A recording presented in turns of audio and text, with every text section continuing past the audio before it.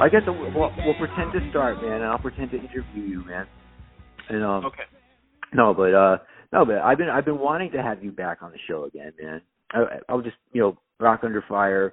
We got Mike Nirenberg again, and I've been wanting to have you back on the show again because for a lot of reasons. But I was thinking the other day and remembering like the last time that you did this, we were like only a few months into the podcast. And it was like our 10th episode, and I remember thinking, yeah, man, we made it this far, and so you're here for this is the 58th episode. Wow, that's great. Yeah, which isn't bad considering we're like bi-weekly, and it's been like we've been largely the whole process has been interrupted for the better part of the past year and a half because we really haven't recorded much at all in the last year. Mm-hmm. And I'm remembering how like several weeks after your episode, I remember looking at the charts, like the charts for the downloads and hits, and your show like skyrocketed our numbers.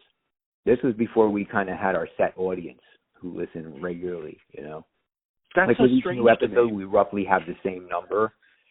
So I was like, what the fuck with Nirenberg, man? Like, what is going, like, it didn't dawn on me that just maybe you had a bigger profile than me and Stick and Pat, like that people knew who you were, and that you had a movie out. So I'm like, man, and I even said to Pat, I think, man, what is this guy? Is it like he hacked into our system and is he like manipulating his own numbers? Or is like, I'm like, what the fuck with Nirenberg? So yeah, so your show was like, but I wanted to tell you that, man. I just thought it was funny, man. And then that's cool. I didn't know that. I don't remember what year that was. I might have had a little more heat on me than usual because of the movie at that time. But honestly, I mean, nothing I do really, it's not that. It never is that big. Like, which is cool. I'm not saying that. It's just like. Anytime we have somebody big on, man, our numbers obviously are going to go up.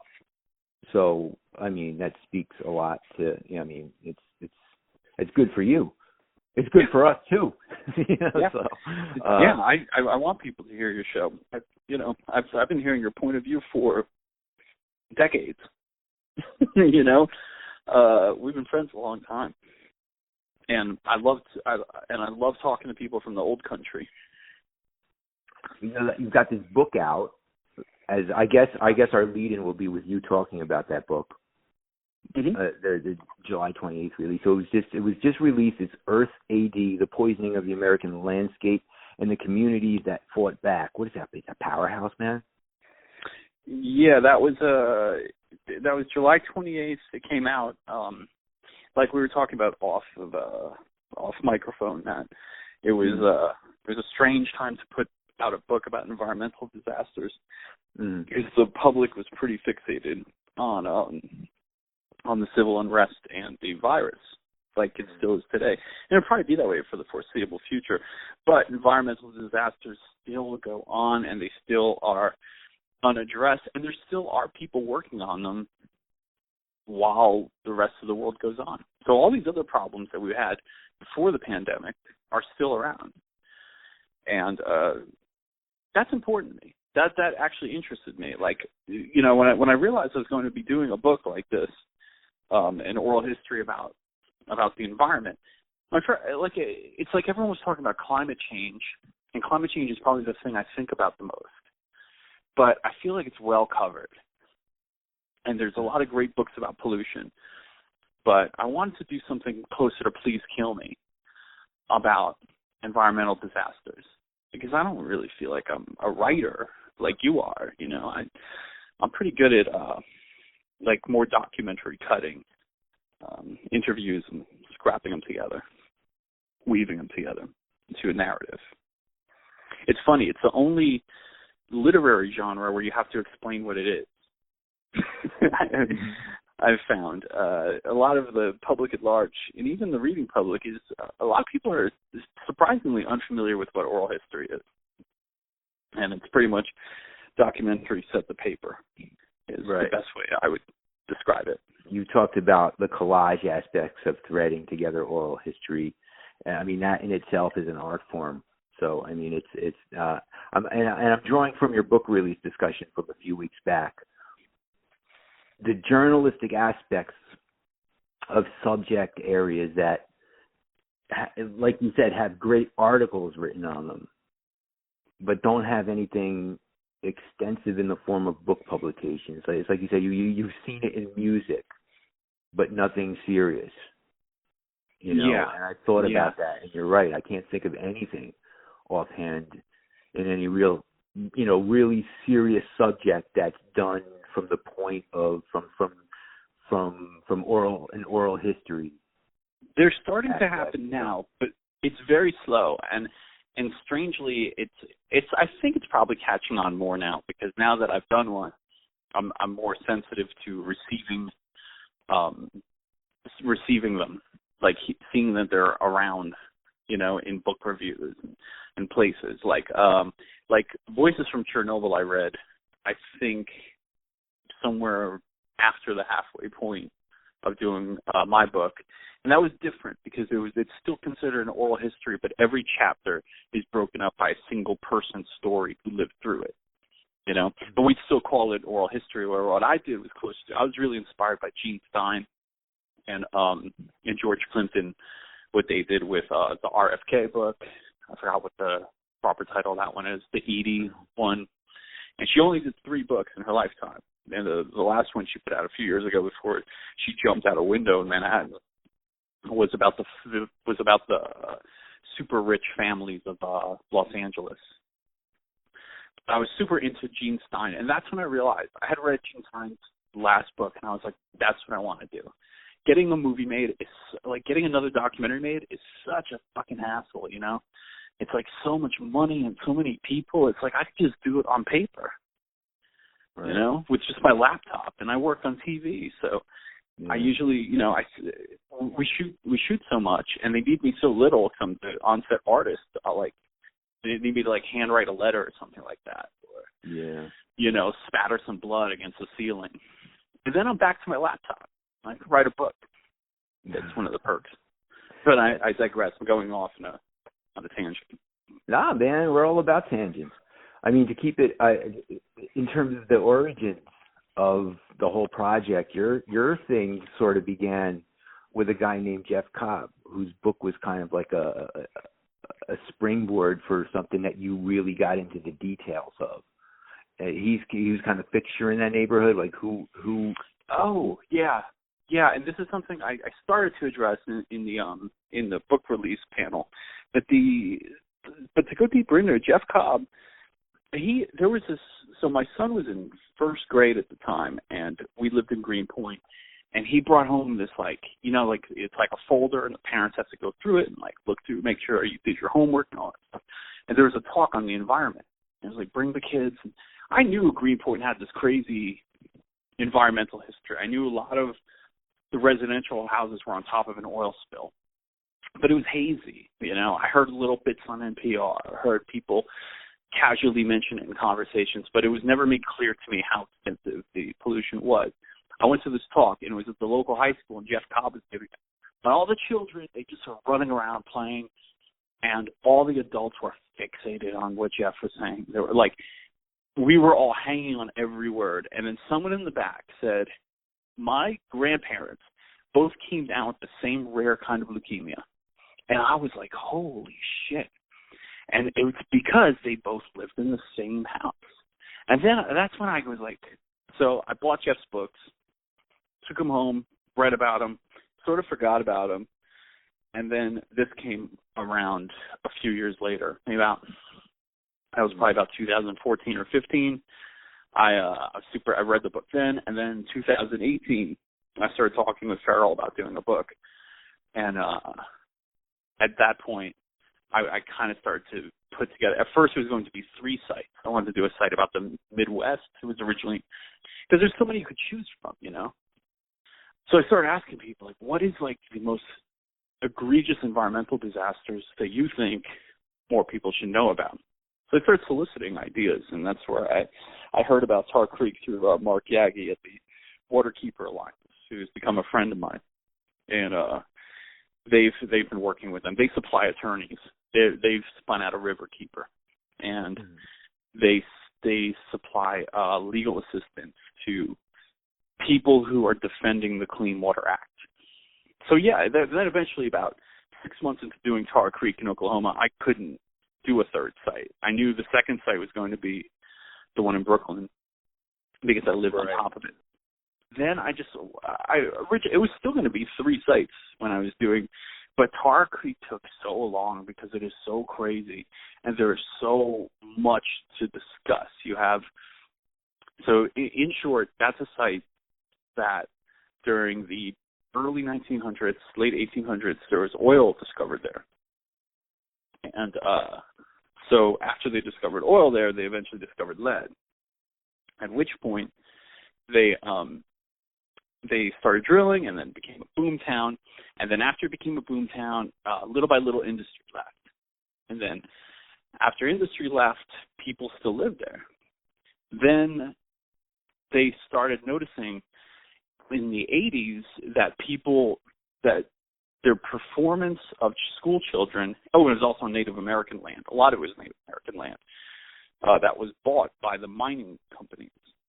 And when the mining companies had left, a lot of people still lived there. A lot of Native children lived there. And they were all lead poisoned. There's mountain ranges of mining waste everywhere. And then the town started sinking. And so, like houses were falling into the mines underneath it's just fucking insane. And I got so into this story. And then, yeah, I could just go off about it. Then then they eventually bought the town out. But I got really interested in, like, a super poor place like that. And then you have a super rich place, like in Greenpoint, where I used to live, where per capita income is, the average income is in the 6 figures. So you have extremely poor rural people. How is Superfund treated in a red state versus a blue state? How are Superfunds treated? Are they being bought out by the government because no one could live there, or do they gentrify on top of them, like here? Right. Newtown Creek was pretty much, it wasn't always like that, though, right? It was coming from kind of an industrialized working class area up until maybe, the 90s? Is that right? And then, yeah, about the 90s, what usually happens here, and I think in other cities, is that artists come in first because of the cheap, industry leaves. We saw this in places like Detroit. Industry leaves. They leave big industrial buildings behind, warehouses. I was a young artist. I lived in neighborhoods like that. And then after industry, the artists come in, and then after that, real estate speculators come in. It takes the artist to make that area trendy. And then after the area is trendy, people start moving in, and then real money comes in. They develop it. But what was happening in Greenpoint is people were developing these mega condos, and they were digging into the ground, and they found chemical spills. Like there's a dry cleaning plant that put something like 40,000 gallons of phthalates, which are used to make plastic soft, which is used in all kinds of things. Underneath a playground, but the big one was the oil spills from Exxon, or Standard Oil, which became Exxon. So there was spill on top of spill. So you had all kinds of cancerous materials. You also had the city putting in several garbage transfer stations, so there are always garbage trucks rolling through. So it was like a Polish working class neighborhood, and it still is to some degree. But now it's like luxury condos. But it still has all this pollution underneath that people just generally don't think about. And then there's Newtown Creek is a body of water that's 4 miles that separates Brooklyn from Queens that has 150 years of dumping. We're talking epic dumping. Like there was copper plants and paint plants and, until oil refining took everything over. And there was meat rendering plants where you know, like people would dump like bones in there and all kinds of shit. And this went on for like 100 years until until the Clean Water Act, and then things stopped for a while, and then they found the oil turned up under Greenpoint, and that's when people started getting sick and falling out. Greenpoint in one of several neighborhoods reading about in, I guess, the late 90s, that made Brooklyn the quote unquote best kept secret in New York City at the time. And, you know, if you were planning on living in New York, and, you know, the people that wanted to live in Manhattan but couldn't afford it, so people are, you know, dude, it's Brooklyn. Go to, you know, and people are going to Brooklyn now. And I remember, I think Greenpoint was one of those neighborhoods. Absolutely. And I lived there for 8 years, something like that. And I don't live there now. I still live in Brooklyn, but I don't live there now. I don't think I could have done this book if I still lived there. But I want to ask you, in terms of the laws, you know, that you had mentioned, Tar Creek, right? Tar Creek, right? You got it. And Newtown Creek, they're known as Superfund sites, and that's basically in reference to a law that was passed in like the early 80s. Yeah, Superfund, CERCLA, the law. Okay, so CERCLA, yeah. So when this law is put in place, right, and it basically allows the EPA to clean up sites that are contaminated. But what I wanted to ask you about, like you had mentioned, Exxon, you know, because this law also, right, Comprehensive Environmental Response, Compensation, and Liability Act, 1980. Okay, I just read that, which basically makes polluters responsible. So does this mean that prior to the law, it would have been harder to make Exxon responsible for shit like oil spills that happened near the end of the 80s, like Exxon? Well, the oil spill was discovered in 1978 by the Coast Guard, I think. Something like that. It was discovered in 1978, although the community had known about it for years, and there was an activism in the community, and at times the rest of the media would find out about it, and it would just be like a blip. But then a group of young attorneys who were working at Riverkeeper got kind of curious about that body of water that they could. So Basil Segos, who is now the commissioner of environmental conservation, the DEC, he's the commissioner over there now. But when he was a young attorney, he was with Riverkeeper, and they sailed into there, and they were like, holy shit, this place is so fucked up. Like, you would see like just oil covering the entire surface. And since then, I've went on Riverkeeper's boat, and they brought me around there, and it is a fairly substantial amount of water. I mean, it's 4 miles that separate two populous boroughs in you know, one of the most populated cities in the country. So anyway, so he got to work. He started learning all he could about it, and he started putting the screws to Exxon. And then what happened was Elliot Spitzer, I think, started some litigation, and then it was finished by Andrew Cuomo. And Andrew Cuomo, who was an ambitious attorney general at the time, he was the one who brought Exxon to the table to negotiate, because Exxon had taken on all the liabilities of Standard Oil, and that dumping was from Standard Oil. So to be clear, that dumping was a combination of dumping chemicals like kerosene and things into the water, but it was also had to do with these fires. There was a fire in, I think, 1918. There was another one in 1887. I could be mistaken about those dates, but there were these fires that would catch entire oil tankers on fire, you know, and it would spread and catch other oil tankers on fire, and these oil tankers would just burn down and blow up, and they would also leak, you know, hundreds of thousands of gallons, millions of gallons, who knows how many gallons. So it's theorized that these leaks came from those fires. Because what was happening after Riverkeeper discovered it in the 70s, people were smelling gas in their basements. People were smelling oil in their basements, and there were high cancer rates in the area. And people were getting sick. People would get these headaches. things. It was a very Toxic Avenger type scene. In fact, I think Lloyd Kaufman shot Toxic Avenger over there, which is a little bit of my old career. We see a lot of environmental legislation overturned with in the previous administration, in the current administration. But have Superfund sites been threatened by, say, Republican legislation over the years, or even currently? Like, has the current administration tried to weaken or even try to like eliminate the law?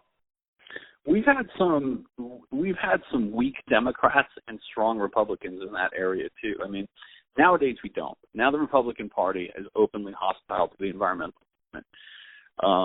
I can't speak for, like, I think people like the Lincoln Project and people like that probably have a lot of, sensible Republicans who take it seriously. But generally, and I go to great pains to explain this in the book, because I don't want to paint one party responsible when both parties are.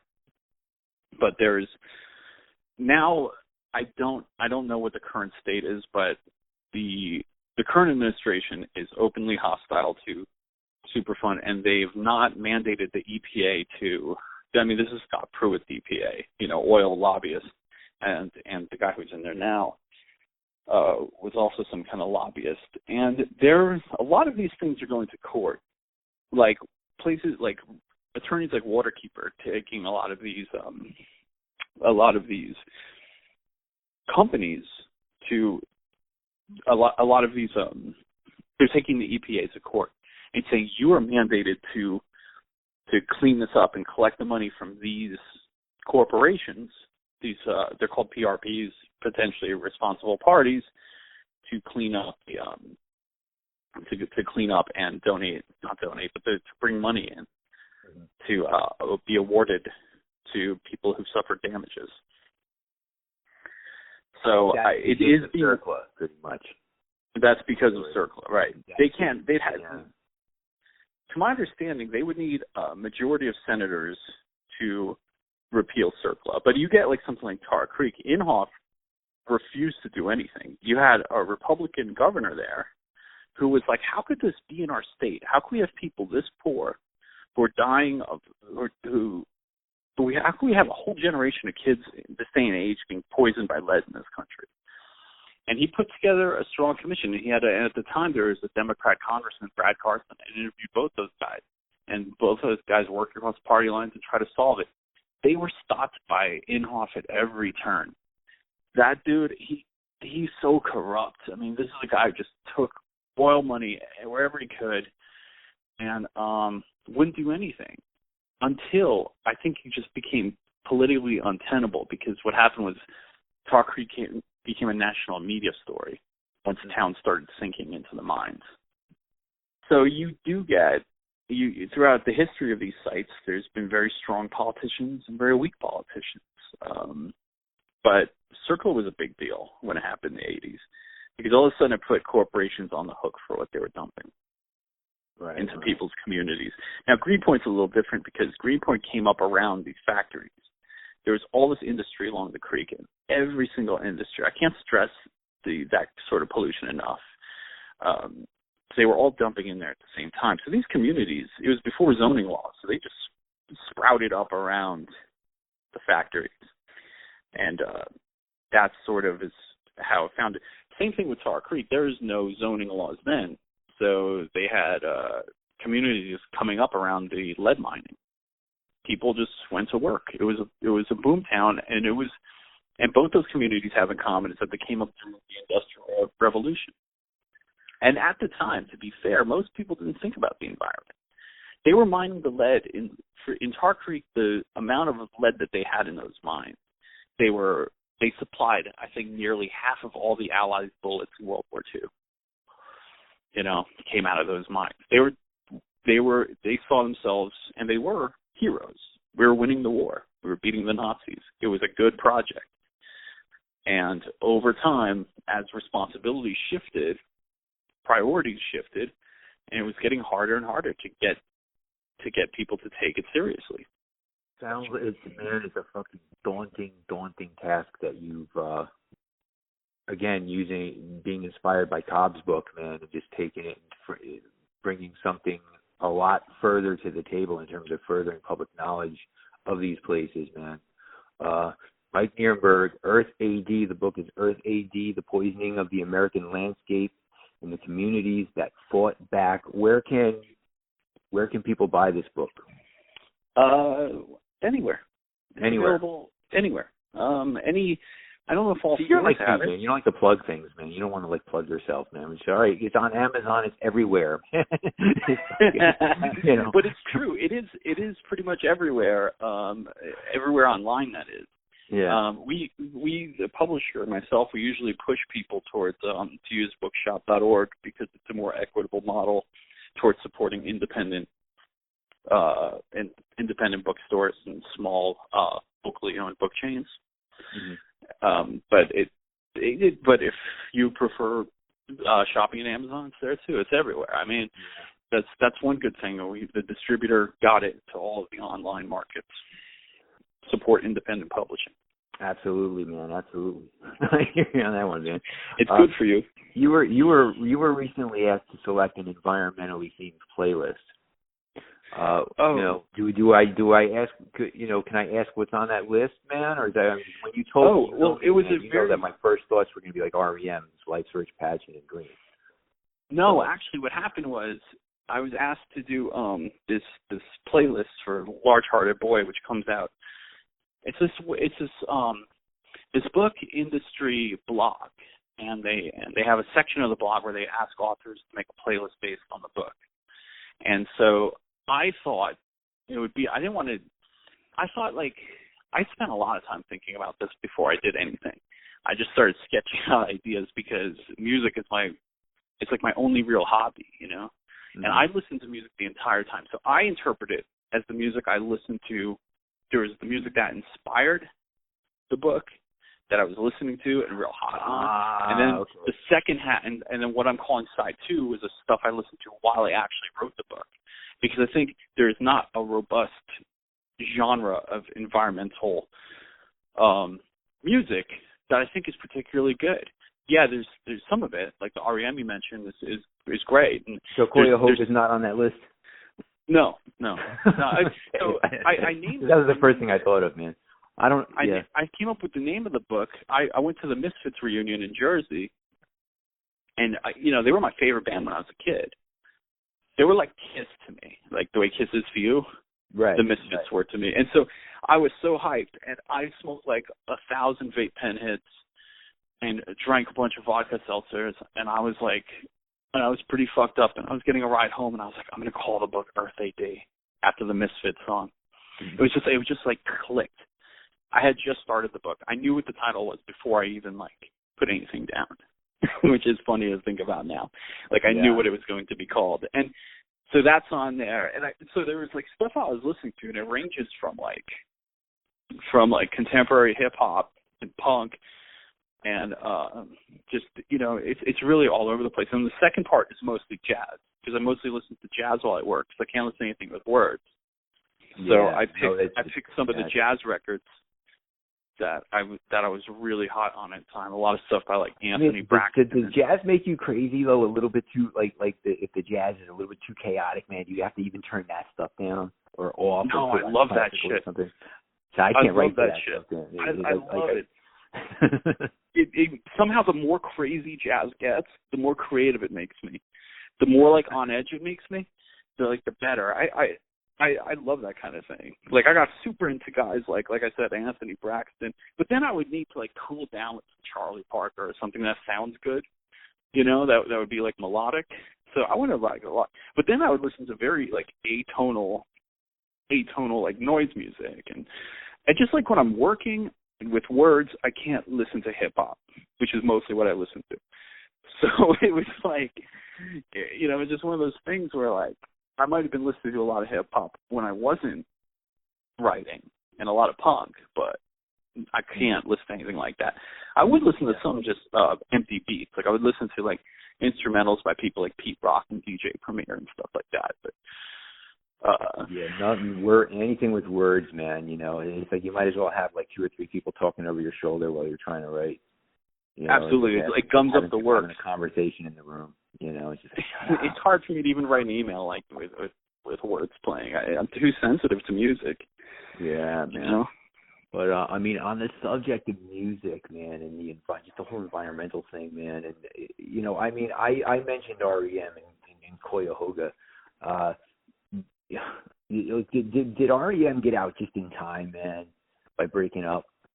You know, I write about this a lot, man. We're living in an age where artists were once looked to, man, for answers, or at the very least, like a reflection of all the turmoil and bullshit in any particular period of time. You know, they're hailed as spokespeople of their generations, et cetera, et cetera. And now they've gone from that to shut up and sing. You know, I don't think that's entirely true. You know? Well, I don't think that's entirely true. I think the difference is people are still expressing themselves through music, through songs. Like I said, I don't think there's a whole robust genre of environmentally themed music. I think there's an opportunity for pop music to come up with more enthusiasm for climate change, voting rights.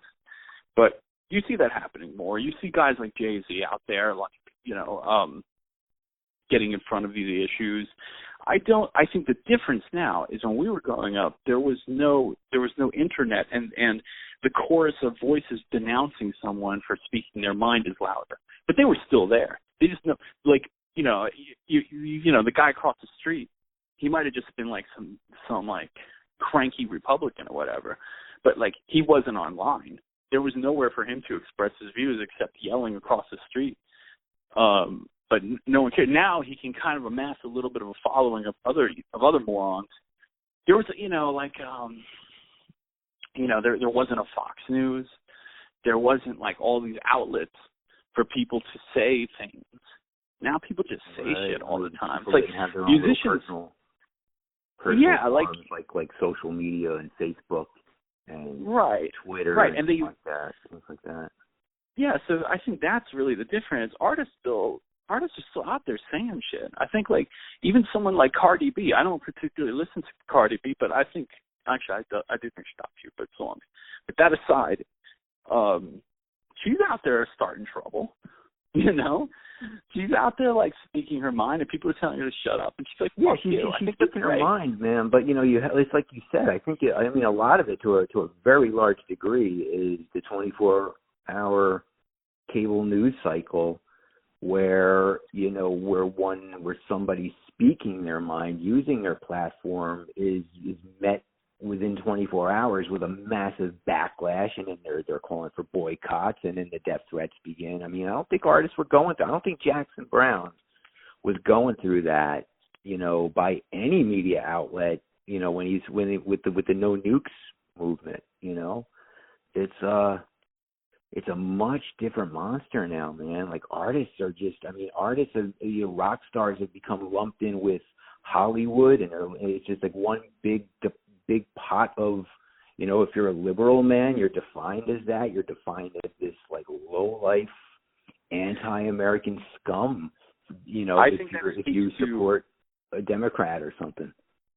It speaks to the success of outlets like Fox News and the Daily Caller and the Tucker Carlsons of the world. I mean, I don't even watch that shit, but I get a sense of what they're saying by the way people react to it. Yeah. I think that speaks to that success. Jackson Browne didn't have to contend with those things. I think that's really the only difference. And I think, you know, you get a guy like Kendrick Lamar, and he's kind of taken on, like, you know, something of a Bob Dylan-ish role, where young people are listening to him, and he's rhyming about racism and the problems of today. Or J. Cole's another one who I think is really great and, like, doing the same kind of work. I think it's just, you know, it just shifts. It's like, to me, it's no different than what's going on, you know, or the times they are changing, you know. It's just a different time, and the artists are different, and they're responding to it differently because they're using their own outlets. It's an ideological war.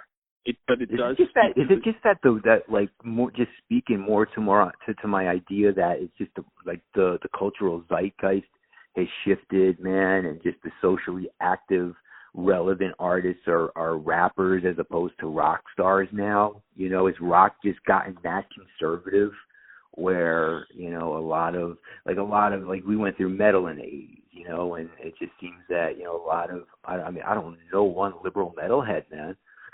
It's fucking crazy, man. It's just like metal makes people conservative, man. That's really interesting. It's like, I saw a meme, and one half was like a bunch of punks flipping off a cop, and the other side had like a bunch of like drill sergeants, and it said, "Punk is not this, it is that," meaning that being an alt-right asshole isn't punk. Punk meant like being yourself. I don't buy like, yeah. And I think a lot of that, I don't know. I mean, maybe I'm wrong, but rock is kind of like while great rock music is still coming out, and I think it's still an important medium, it is no longer the dominant medium of society, for better or worse.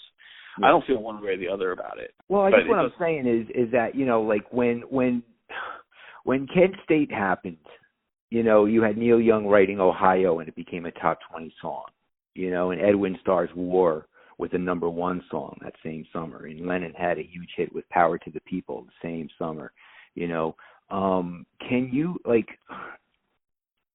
No, I like can't. Humanitarian crises like Bangladesh and Cambodia and Ethiopia without the platforms of rock stars even reaching Western awareness in the suburbs of New Jersey, right. Unless you read the New York Times or something. The only reason we knew as teenagers in the suburbs who Nelson Mandela was because of people like Bono and Human Rights Now and Amnesty International, whose, profile was given this massive worldwide recognition through rock stars, and that's, that is an era that I think is largely past. And if there's anybody that's assuming that role, I think it's a little more crossed over into rap now, man. Is it, are the rap stars really the new rock stars? I would think so. Yeah. I mean, there probably is rock music that I don't listen to that people listen to, politically. That's politically active. But I think rock music, when we were younger, and the generation before mine, yours, and further back, was like, it was a dominant youth culture, right? Like it was designed for kids, and kids became activists because of the times, and because of the music, and it was just like a perfect storm for that. But then rock music and music in general has fragmented into niche categories for all kinds of people. So like, if you were a teenager and like I was a teenager in the 90s, and I think a lot of people my age stopped listening to music in the 90s, and so they still think of rock music as like Nirvana or whatever. And that's fine, but I think there's always going to be young people listening to something else, and I think that's good. And I just think the dominant art form isn't so dominant. I mean, there might be a singles chart still, as far as I know, but I don't know what's on it because I'm a guy in my 40s. Yeah. Like, I don't even know what the fucking metrics are anymore, man, for measuring what is a hit and what is, not. Right. And actually, I hope the way I'd like to see this play out is I'd like to see kids come up with some shit that I can't relate to. Like, most pop music sounds like a McDonald's commercial to me. I want the kids to make something so weird I can't relate to it, and it hasn't happened yet.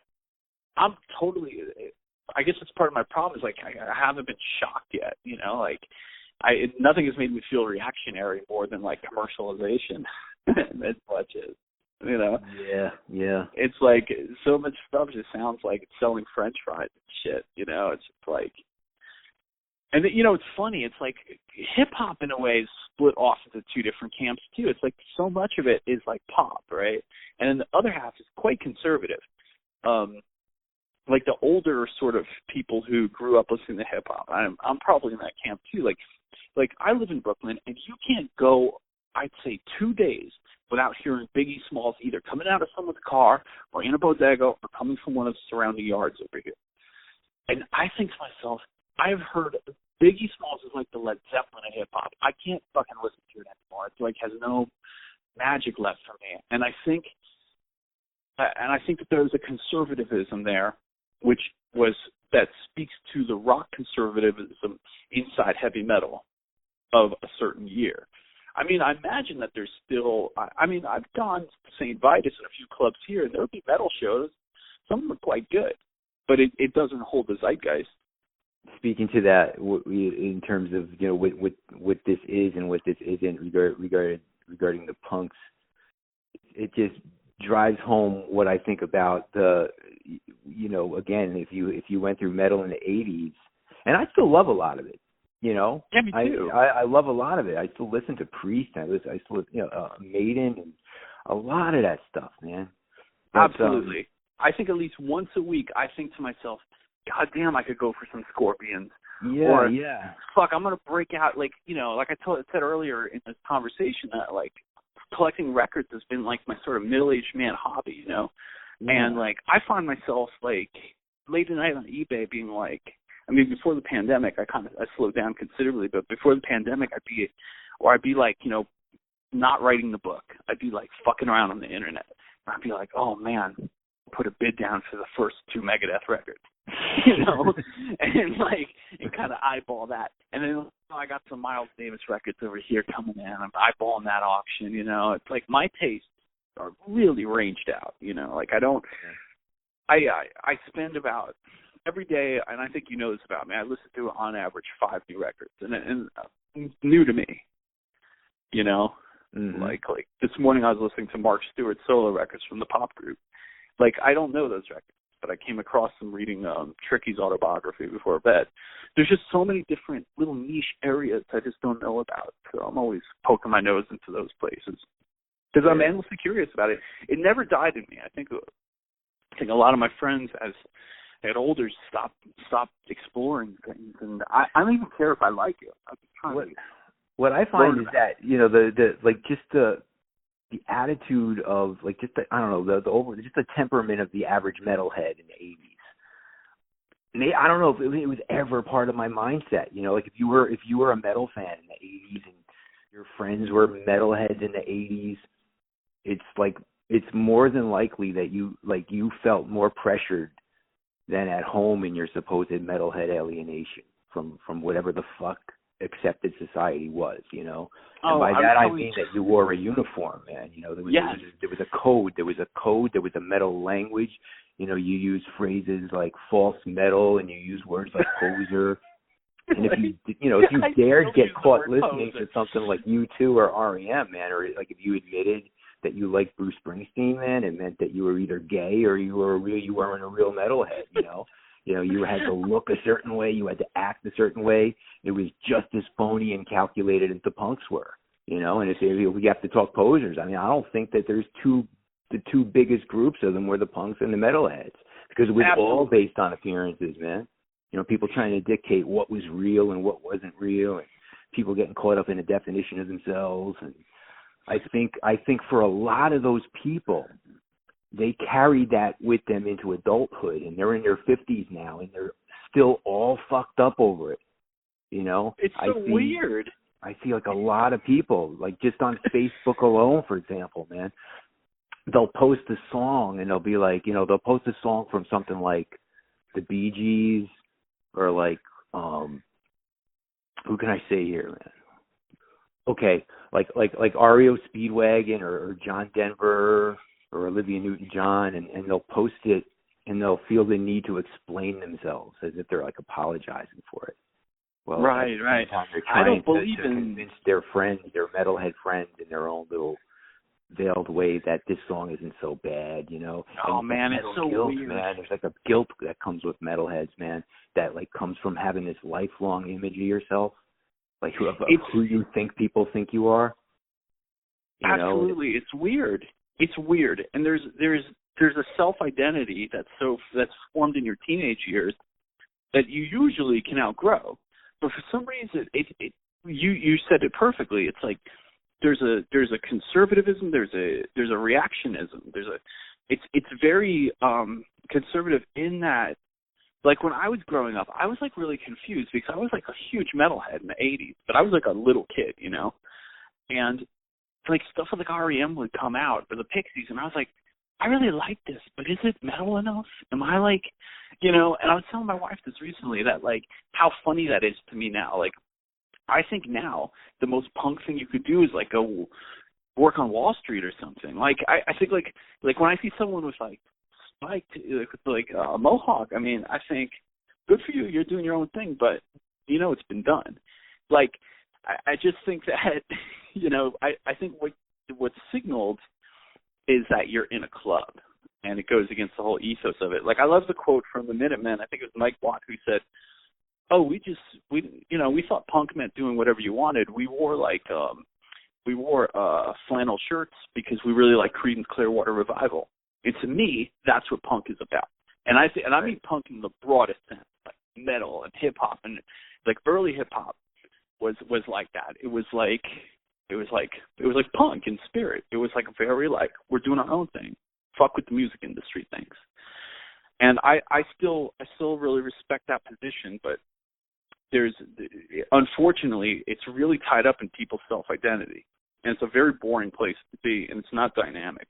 It's like, you hear like a lot of metalheads talk about guilty pleasures. And I don't believe in that. I don't believe in it either, man, because it's like a guilty pleasure is this like, it's like this easy way out where we could admit to liking something without having to take shit for it, and I don't buy that. I have no guilty pleasures because I have no guilt with music, man. If I like it, it's good, and I don't care. I'm an American artist. I got no guilt. I don't care if it's Barry Manilow or if it's the fucking Velvet Underground. If I like it, it's cool. Yeah, I don't. I mean, I read Twitter takes, but I'm not that online. I don't. I guess I'm just not plugged into a lot of people who are. I think I cut a lot of non-dynamic people out.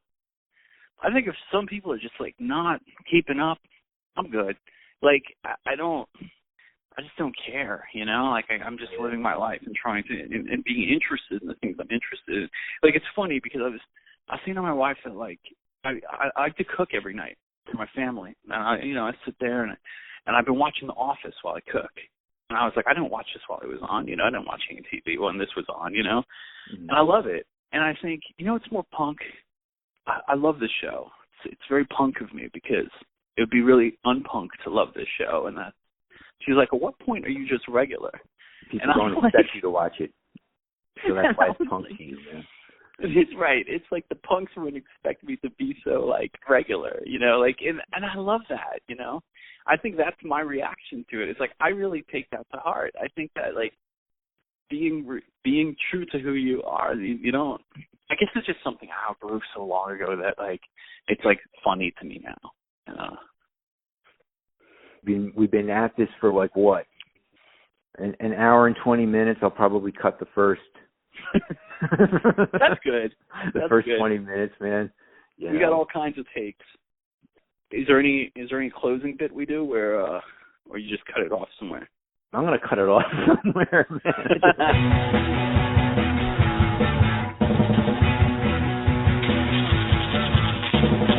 Bad news, but only if it's out of me. Bad news, but only if you wanna be. You can